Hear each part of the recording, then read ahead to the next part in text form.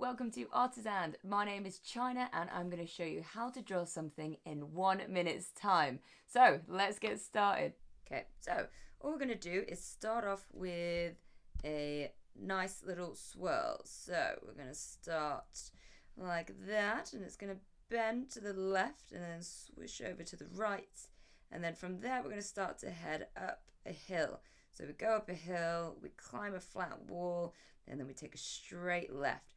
So when we go left, we start to just arch over to the left, go to the right, and then we're just going to climb another little hill. On the top, there are 2 ice cream cones, so upside down ice cream cones, and then we just fall all the way down until we get just below, just above the tail, sorry. Then there's a nice little foot coming over to the right and a flat line going left. And then finally, all we want to do is do another big swirl that comes around there. Okay, fabulous. I think that looks like a cat.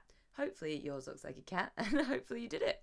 If you enjoyed that very quick 1-minute drawing, then imagine what we could do together with an hour's workshop. So hopefully I'll get to speak to you soon, and hopefully we could draw something way better and way more interesting.